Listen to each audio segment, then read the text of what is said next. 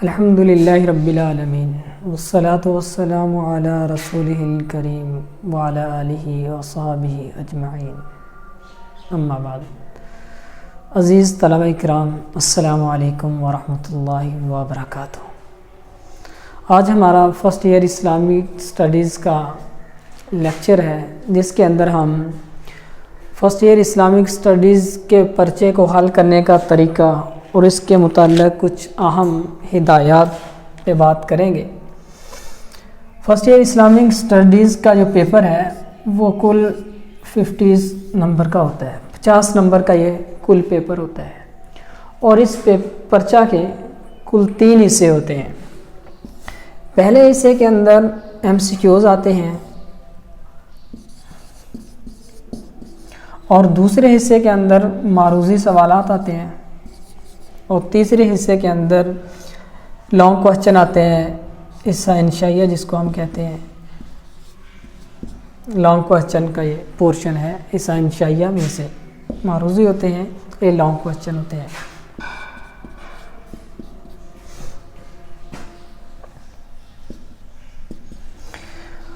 MCQ یہ کل 10 number کے ہوتے ہیں، 10 ہی آتے ہیں، اور یہ 10 نمبر کے ہی ہوتے ہیں۔ 10 ضرب 1 یہ پورا حصہ ہو گیا 10 نمبر۔ دوسرے حصے کے اندر 6 ضرب 2، پہلے حصے میں 6 سے 8 ہوتے ہیں سوالات، جن میں سے 6 کرنے ہوتے ہیں، اور 2 نمبر کا ایک سوال ہوتا ہے، 12 نمبر اس کے ہو گئے۔ اور دوسرے حصے کے اندر بھی 8 ہوتے ہیں، جن میں سے 6 کرنے ہوتے ہیں، یہ بھی 12 نمبر کا، یعنی دوسرا معروضی سوالات جو ہوتے ہیں وہ کل 24 نمبر کے ہوتے ہیں۔ تیسرا حصہ ہوتا ہے لانگ کوسچنز کا، اس کے اندر 2 سوال ہوتے ہیں، 3 آتے ہیں، 3 میں سے 2 حل کرنا لازم ہوتے ہیں۔ 8 نمبر کا ایک ہوتا ہے، تو 8 ضرب 2 کل بن گئے 16 نمبر یہ۔ اب یہ ٹوٹل اگر ہم ان کو جمع کریں تو یہ 50 بن جائے گی۔ 50 نمبر کا یہ سوال ہے، پورا پرچہ ہے۔ اب MCQs کو حل کرنا، اس میں کوئی لاجک نہیں ہے، ٹو دی پوائنٹ۔ اگر کسی چیز سوال کا جواب آتا ہے ٹھیک ہے، وغیرہ رانگ ہو جائے گا، کوئی اس میں لاجک نہیں چلتی، کوئی نہیں، صرف یاد ہو کہ مجھے آتا ہے یا نہیں آتا۔ دوسرا حصہ ہے جس کو ہم معروضی سوالات کہتے ہیں، شارٹ کوسچنز کہتے ہیں۔ اس کے اندر پہلے حصے کے اندر 8 ہوتے ہیں، ان میں سے 2 کرنے ہوتے ہیں، یہ بھی موسٹلی ٹو دی پوائنٹ ان کا جواب دیا جاتا ہے۔ مثال کے طور پہ یہ پوچھا جائے کہ توحید کی کتنی اقسام ہیں، ہم کہیں گے 3۔ شرک کی کتنی اقسام ہیں، 3۔ اگر یہ سوال پوچھا جائے کہ توحید کی 3 اقسام کی تعریفات کریں، ہم وہ کر دیں گے۔ عقائد اسلامی کتنے ہیں، بنیادی عقائد کتنے ہیں، ہم لکھ دیں گے 5۔ تو ان کے آپ اتنا کر سکتے ہیں کہ جب انہوں نے پوچھا کہ بنیادی عقائد کتنے ہیں، آپ یہ بھی لکھ دیں بنیادی عقائد 5 ہیں، ساتھ اس کی تفصیل بھی لکھ دیں، ان کے نام لکھ دیں۔ اور جب وہ پوچھیں کہ شرک کی کتنی اقسام ہیں، تو آپ لکھ دیں کہ شرک کی یہ 3 اقسام ہیں، اور ساتھ ان کے نام لکھ دیں۔ ان کی آگے تعریف کرنا ہر شرک کی قسم کی یہ ضروری نہیں ہوتا، لیکن اگر آپ کے پاس ٹائم ہے اور آپ کی سپیڈ اچھی ہے، یا آپ کو پتہ ہے کہ میں ان کی اضافی تعریفات کر کے اپنے تمام پرچے کو وقت کے اندر حل کر لوں گا، پھر لکھنا اچھا ہوتا ہے۔ لیکن نہ لکھیں تو یہ ضروری نہیں ہے۔ آپ پرچے کے اندر دیے گئے سوال سے اندازہ کر سکتے ہیں کہ انہوں نے اس کی تعریف پوچھی ہے یا نہیں، تشریح کرنی ہے یا نہیں۔ جس طرح انہوں نے سوال پوچھا ہو اتنا جواب لکھ دیا جائے، یہ کافی ہوتا ہے۔ لیکن اگر تھوڑی سی آپ تفصیل لکھ دیں، یہ اچھا ہے، لیکن ضروری نہیں ہے۔ لیکن اس میں اس بات کا آپ خیال رکھیں گے کہ آپ کے پاس اتنا وقت ہے کہ آپ تشریح کر سکیں۔ ایسا نہ ہو کہ ان کے آپ تشریحات شروع کر دیں اور جو لانگ کوسچن ہے وہ آپ کا رہ جائے، یا پرچے کا کوئی اور حصہ آپ کا ڈسٹرب ہو جائے، ایسا کام نہیں کرنا۔ آخری حصہ بہت اہمیت کا حامل ہے، جس کو ہم کہتے ہیں لانگ کوسچن۔ یہاں پر جو 10 نمبر کا سوال ہے، یہاں پر کٹوتی نہیں ہوتی۔ عام طور پہ यहाँ पर नेगेटिव मार्किंग नहीं होती। अगर 1 सही है तो 1 नंबर मिलेगा, 2 है तो 2 मिल जाएंगे, 3 है तो 3 मिल जाएंगे।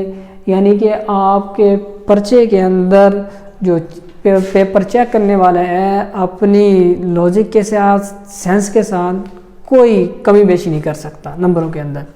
इस हिस्से के अंदर भी आम तौर पे कटौती नहीं होती। जो पूछा है आपने टू द पॉइंट लिख दिया, ज़्यादा लिखा कम लिखा, लेकिन जितना पूछा था उतना लिख दिया।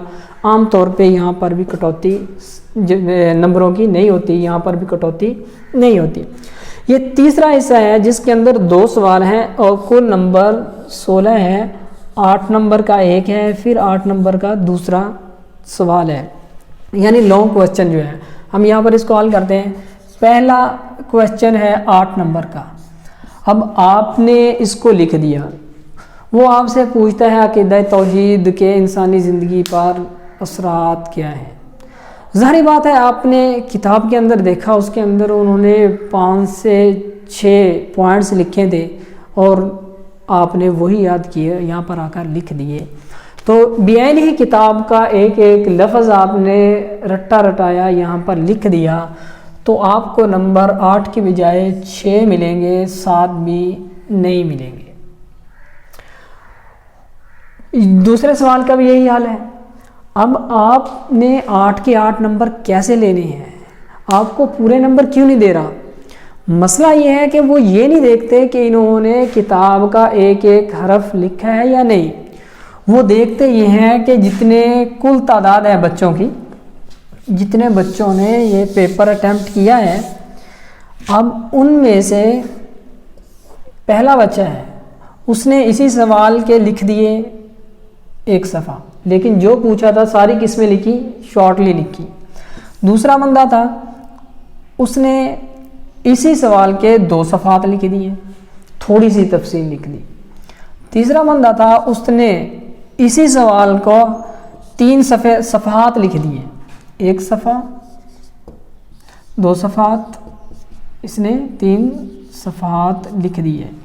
अब चौथा बंदा था, स्टूडेंट था, उसने इसके 4 या 5 सफ़ात लिख दिए।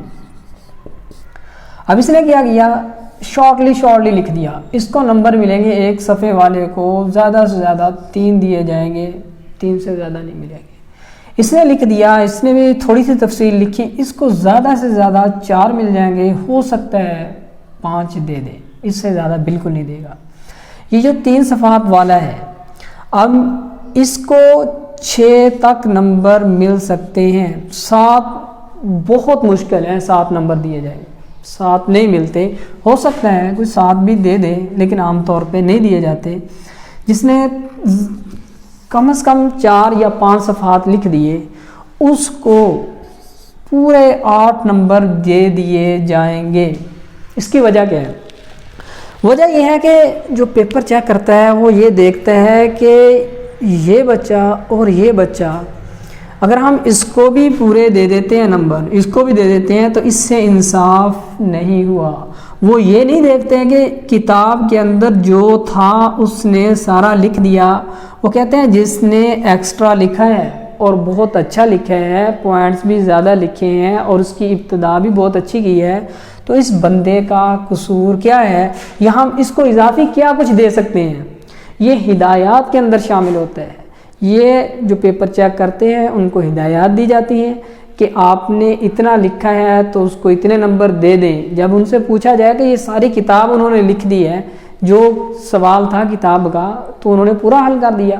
वो कहते हैं जिन्होंने अशार का इजाफा किया और जिसने इब्तिदा को अच्छा लिखा और उसके अंदर जो मवाद है एक्स्ट्रा लिखा, तो उसको हम कहाँ लेकर जाएं, इसको हम इजाफी क्या चीज़ दें।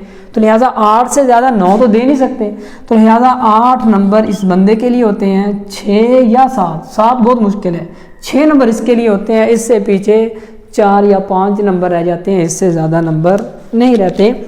अब मसला यहाँ पर हमारा नहीं है, यहाँ पर भी मसला नहीं है, मसला यहाँ पर है। इस मसले को हम कवर कैसे कर सकते हैं ताकि हमारा नंबर कोई भी कम ना हो, पूरे के पूरे नंबर हम हासिल कर लें। उसका तरीकाकार ये है, कोई सवाल उन्होंने पूछ लिया, جو بھی سوال تھا آپ اس کی جو ابتدا ہے، ابتدا یا ابتدائیہ جس کو ہم کہتے ہیں، وہ انتہائی منفرد ہو، کتاب سے نہ ہو۔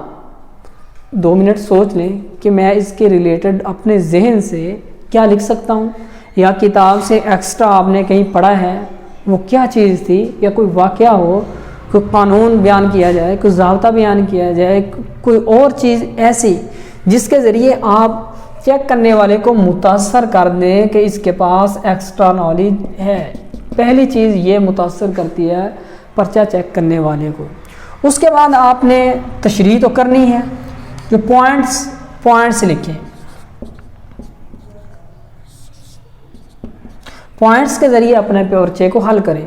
سیدھا ایک طرف سے شروع کیا اور 3 صفحات لکھ دیے، اس سے بھی اچھا اثر نہیں پڑتا۔ پوائنٹس لگائیں، پہلا پوائنٹس، پھر دوسرا، پھر تیسرا، پھر چوتھا۔ پہلے تو کتاب والے ختم کر لیں، کرنے کے بعد پھر مزید 3-4 اگر آپ نے کہیں پڑھے ہیں تو وہ لکھ دیں، نہیں پڑھے 1-2 منٹ 3 منٹ سوچ لیں کہ اس کے ریلیٹڈ کیا پوائنٹس بن سکتے ہیں، ان کو سوچ کر ان کو لکھنے کی کوشش کریں۔ یہ ایک ایکسٹرا چیز ہوگی۔ اور دوسری ایکسٹرا چیز یہ ہے کہ آپ اس کے اندر اگر کوئی آیت آتی ہے تو اس کو بیانی لکھ دیں، نہیں آتی تو اس کا ترجمہ لکھ دیں۔ اسی طرح حدیث مبارکہ کا حوالہ لکھ دیں، کتاب کے اندر ہے تب، آپ کو زبانی یاد ہے تب، تو اس کا حوالہ لکھ دیں۔ اگر حدیث نہیں آتی تو اس کا ترجمہ لکھ دیں۔ لکھتے وقت بعض اوقات یہ سوال کیا جاتا ہے کہ آیت اگر ہم لکھیں گے تو غلط ہو جائے گی، ہمیں گناہ ملے گا۔ ایسی بات نہیں ہے، آپ غلط آیت کو صحیح سمجھ کے نہیں لکھتے کہ میں اس پہ کاربند ہوں، کوئی مجھے بعد میں پتہ چلے کہ یہ آپ نے غلط لکھی، آپ یہ تو نہیں کہیں گے نہیں یہی صحیح ہے۔ آپ نے سوال لکھنا ہوتا ہے، سوال کے اندر غلطی بھی ہو سکتی ہے، صحیح بھی ہو سکتی ہے۔ اگر آپ کو ڈاؤٹ ہے یا آپ کہتے ہیں یہ میرے خیال میں ٹھیک لگتی ہے تو آپ لکھ دیں، اس کا گناہ نہیں ملے گا، صحیح ہو یا غلط ہو یہ علیحدہ ہے مسئلہ، لیکن اس کا گناہ نہیں ملے گا۔ اسی طرح حدیث کے اندر آپ کو اگر یقین ہے کہ آپ صحیح لکھ لیں گے تو لکھ دیں، تو اس میں نہ جائیں کہ آپ کو گناہ ملے گا۔ اور تیسری چیز کا اضافہ یہ کریں کہ اشعار، مہذب اشعار ہوں وہ لکھ دیں، علامہ اقبال کی ہو، کوئی اور ہو، یا اپنی طرف سے اگر آپ اتنے بڑے شاعر ہیں یا لکھ سکتے ہیں، کوئی پہلے سے اشعار یاد ہیں جو اس سے مطابقت رکھتے ہوں تو ان کو لکھ دیں۔ اشعار لکھنے کے ذریعے یہ کچھ چیزیں ایسی ہیں، ایکسٹرا پوائنٹس، آیات، حدیث، اشعار، اور ایک تیسری چیز کسی کتاب کا حوالہ دیں کہ آپ نے یہ جو پڑھا ہے فلاں تفسیر میں پڑھ لیا، فلاں حدیث کی کتاب میں پڑھ لیا، یا امام بخاری نے یہ لکھا ہے، یا تفسیر مظہری میں کوئی کتاب، اس کا حوالہ دے دیں۔ اور اس سے ایک بڑی چیز یہ ہوتی ہے کہ آپ کتاب کا بھی حوالہ دیں اور صاف یہ لکھ دیں کہ فلاں صفحے پہ، تو فلاں صفحے پہ ظاہری بات ہے جس نے چیک کرنے اس کو پتہ تو نہیں، لیکن اس میں بددیانتی نہیں کرنی چاہیے۔ اگر آپ کو پتہ ہے پہلے یاد تھا، غلط لکھ دیں کوئی مسئلہ نہیں، جان بوجھ کر نہیں لکھنا چاہیے۔ اگر یہ بھی لکھ دیں، کتاب بھی لکھ دیں کہ یہ حوالہ یا آیت فلاں کتاب میں لکھی ہے، امام بخاری نے نقل کی ہے، فلاں صفحے پہ آ رہا ہے، یہ ایسی چیزیں ہیں۔ اس میں مواد اگر آپ کا 4 صفحات ہوں یا 4 صفحات سے کچھ کم بھی ہو، لیکن یہ ساری خصوصیات اگر آپ نے جمع کر دی تو پھر آپ کا ایک نمبر بھی وہ کسی صورت میں نہیں کاٹ سکتا۔ تو اللہ تعالیٰ سے دعا ہے اللہ تعالیٰ ہمیں ہمت، حوصلہ دے اور ہماری سمجھ کو تیز کرے، محنت کی اللہ تعالیٰ ہمیں توفیق دے۔ سب سے بڑی چیز محنت ہی ہوا کرتی ہے، محنت سے اوپر کوئی چیز نہیں ہے۔ السلام علیکم۔